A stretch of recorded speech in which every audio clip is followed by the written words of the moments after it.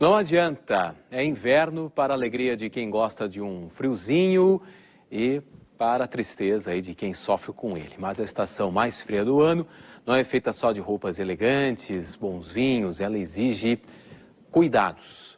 Para conversar sobre como enfrentar o inverno com saúde, principalmente nós que estamos aí no extremo sul do país, recebemos aqui no estúdio o médico pneumologista Maurício Leite e o educador físico André Estrela.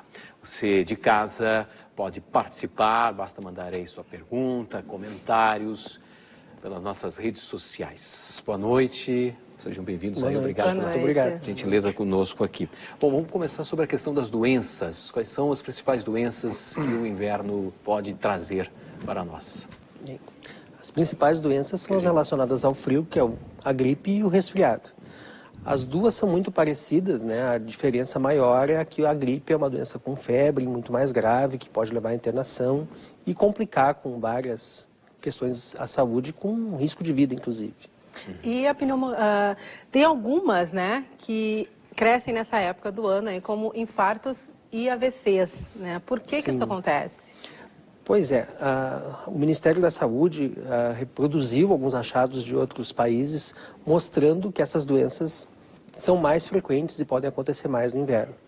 Muito provavelmente relacionada à nossa tentativa de adaptar ao frio, o organismo vai tentando se forçar ou se elaborar algumas respostas mais adequadas à temperatura, e para aquelas pessoas que já têm uma predisposição, esse momento acaba sendo desencadeador de um evento, normalmente infarto, alguma coisa assim, que não é necessariamente todo mundo vai ter, mas é um risco maior que aconteça nessa época do ano. Bom, André, a prática esportiva nessa época do ano também exige cuidados? Ela sempre vai exigir cuidados, né? A prática esportiva, ela gera um estresse no organismo de qualquer pessoa. Partindo desse pressuposto que vai ser uma atividade que vai gerar um estresse controlado, a gente tem que entender o quanto o frio vai cobrar o seu preço nesse estresse controlado. Eu tenho um conhecido que costuma sempre dizer que quando ele tem dois problemas na vida, ele para resolver esses dois problemas, é fome e frio. Então, toda vez que a gente sentir fome e frio, são duas situações que vão se tornar primeiras, e o nosso cérebro vai tentar combater isso daí. O combate à fome ou frio, no caso aqui específico do frio, é o aumento do metabolismo. Então, a gente vai aumentar a quantidade de energia que o nosso corpo vai gastar, porque a energia que a gente gasta, ela é medida em calorias, ou seja, é uma medida térmica. Então, de qualquer maneira, eu vou aumentar a minha temperatura. Só que com a chegada do frio, muito da energia que era oferecida para o exercício físico acaba migrando para as 24 horas do dia, onde eu vou tentar manter uma temperatura média um pouco maior. Isso vai fazer com que eu tenha menos energia para poder dedicar ao exercício físico.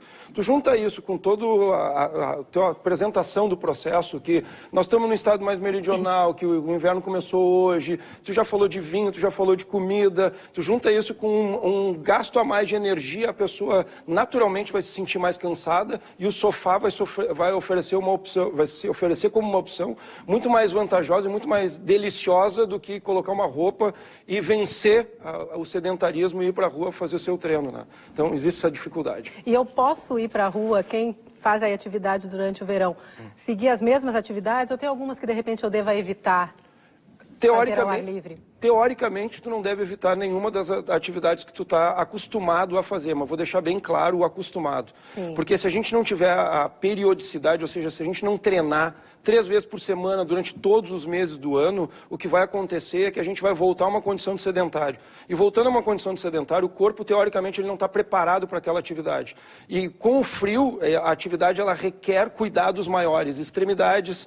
Então a gente tem que ter muito cuidado no início dos exercícios com as extremidades, porque a gente vai perder muito calor pela extremidade das mãos, pela extremidade dos pés, extremidade da cabeça. Aí depende do esporte que tu vai fazer. Tem muitas pessoas que têm dificuldade, por exemplo, de nadar no inverno. Porque não por entrar na piscina, porque o entrar na piscina ele está saindo de uma situação de manutenção de calor e a piscina está quente num primeiro momento. O problema é sair da piscina, onde eu vou perder muito calor e aí as extremidades vão gerar muitas consultas para o doutor. As extremidades, principalmente, dessa pessoa que não está acostumada, vai gerar um conjunto maior de consultas ao doutor. Então tem que cuidar muito esses pequenos detalhes. A alimentação vai mudar. porque a gente vai ter que ingerir uma quantidade maior de calorias para suprir a necessidade de manutenção do calor e do exercício físico. Então, eu não te recomendo a iniciar um treinamento no inverno, mas eu te recomendo iniciar um treinamento sempre, desde que tu não tenha o hábito de fazer nenhum tipo de treinamento. A gente vai ter um pouco mais de cuidado com a pessoa que tem uma dificuldade maior de treinar e o início dela, principalmente o início dela. Pois bem, a questão, os treinamentos, na parte, as pessoas que vão para a parte externa, não ficam tanto em casa, os cuidados que as pessoas devem ter durante essa época do ano. Por exemplo, se agasalhar mais, com certeza, mas até quando for praticar um esporte, qual é a preocupação que se deve ter além, por exemplo, não pode ficar com a camisa molhada, por exemplo, depois do suor, isso A grande preocupação, o André vai me corrigir, é o aquecimento adequado, né? Muitas vezes as pessoas começam a fazer a atividade física e no verão, pelo calor, pela disponibilidade do tempo, pela situação que é mais propícia ao esporte, o aquecimento batido, ele meio que passa batido, né, André? Mas no inverno, o aquecimento mal feito ou não feito, ele cobra um preço muito alto, porque acaba propiciando distensão muscular, dores que vão se repetir, a atividade que vai, em vez de ser benéfica, prejudicial à pessoa que está praticando. Então, a grande questão é enfrentar o frio com um aquecimento adequado. Tanto o aquecimento que vai iniciar, como depois o alongamento, as práticas no final do exercício. Só parar a atividade e dar o assunto por encerrado é muito ruim. Muito perigoso, né? Com relação ao suor, aquela situação do esforço da atividade, à medida que ela é desempenhada, ela vai se ajustando, o organismo vai se mantendo. Então, a pessoa vai se despindo, vai ficando com a camiseta da corrida, com a roupa assim, ao longo do exercício, e à medida que vai acabando, ela vai se vestindo normalmente, né? Então, essa é a parte talvez menos, que mais chama atenção, mas talvez a menos prejudicial. A mais importante mesmo é o aquecimento e o alongamento final. Ok, a gente vai dar uma pausa, a gente volta a conversar no próximo bloco, onde a gente vai ver também quais são os efeitos da chegada no frio na agricultura. E no início, um incêndio que atingiu 4 lojas na Avenida Azenha, assustou os moradores da capital gaúcha, causou transtornos para quem estava saindo para trabalhar. O incêndio iniciou por volta das 5h30 da manhã. Bombeiros e EPTC chegaram ao local cerca de 1 hora depois. 5 lojas foram destruídas pelas chamas. As causas do incêndio estão sendo investigadas. A gente sabe que são estabelecimentos antigos, né, e com a estrutura antiga, e vamos averiguar. Mas, por enquanto, a informação que nós temos é que eles não estavam obedecendo a legislação quanto à questão da prevenção de incêndios. O incêndio aconteceu na quadra da Azenha, próxima ao entroncamento com a Princesa Isabel. O trânsito ficou interrompido 2 quadras, até a altura da rua Barão do Triunfo. As 35 linhas de ônibus que circulam na região tiveram o percurso alterado. O desvio afetou a rotina de quem trabalha ou utiliza os serviços da região da Azenha. O ônibus deixou muito longe? Deixou um pouco longe. Ficou sabendo do incêndio aí? Fiquei sabendo de manhã cedo, olhei na televisão. É perto do teu trabalho, alguma coisa assim, não? Não, meu trabalho é um pouco mais pra lá. Mas só que o ônibus igual me largou um pouco longe, né? E eu vou me atrasar um pouco. Eu tô totalmente perdida, porque saí agora, eu não sabia que tinha acontecido isso. Enfim, agora vai ter uma baita de uma volta, vai trancar aqui. É bem complicado, né? Porque é uma avenida principal, então complica um pouco. Os bombeiros estimam perda total de pelo menos 4 estabelecimentos. Ninguém ficou ferido.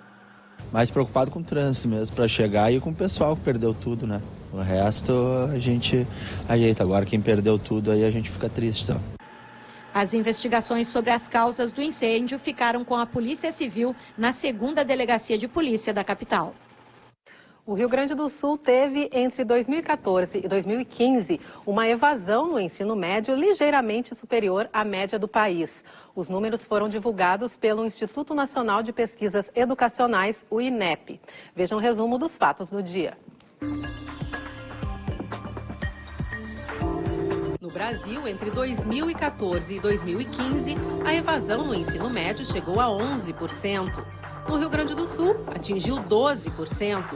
7% dos estudantes migraram para o sistema de educação de jovens adultos. A EPTC determinou a redução da velocidade de 70 para 50 km por hora nos corredores de ônibus na Avenida Osvaldo Aranha, onde mais ocorrem atropelamentos em Porto Alegre. A via que atravessa o bairro Bonfim, na capital, teve entre 2005 e este ano 277 acidentes desse tipo com 8 mortes. A maioria dos casos envolveu veículos de transporte coletivo e seletivo às lotações. Mais um hospital opera na capital com restrição no setor de urgência. É o Ernesto Dornelles, que atende funcionários públicos e pensionistas do IP. A instituição não informou quantos pacientes estavam internados nesta quarta-feira. E você de casa, como é que está encarando a chegada do inverno? Conte pra gente através das nossas redes sociais. Você também pode mandar perguntas para os nossos especialistas que estão dando dicas de saúde para enfrentar o frio. Nossos contatos estão aí na sua tela. E ainda nesta edição, os impactos da chegada do inverno na agricultura e na economia do estado. A importância da solidariedade para manter os gaúchos aquecidos durante a estação mais fria do ano. E ainda, secretários de todo o país se reúnem em Porto Alegre para discutir o Plano Nacional de Segurança Pública. É daqui a pouco.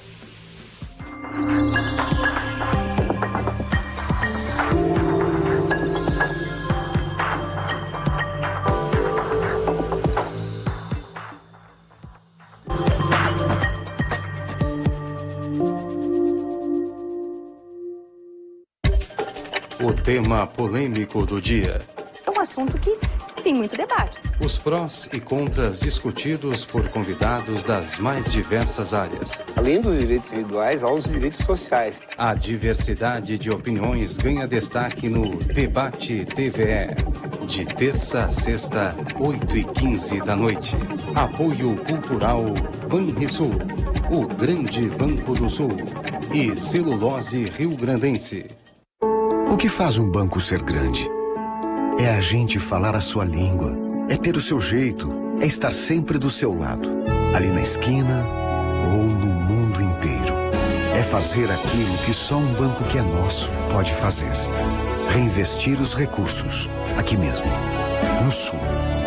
É isso, o Banrisul só é grande porque a nossa gente é grande. Banrisul, o grande banco do Sul.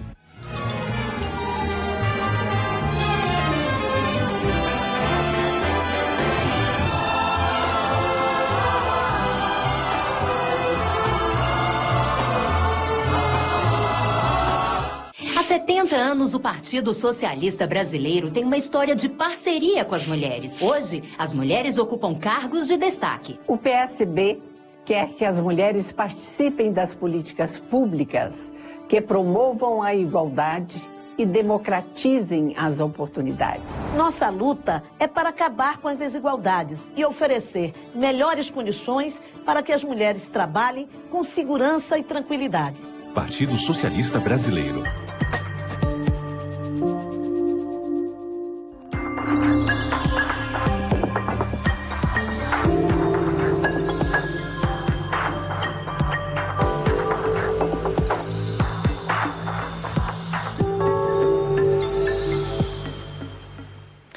Mesmo para os amantes do calor, não dá para negar que as imagens do inverno são bonitas, né?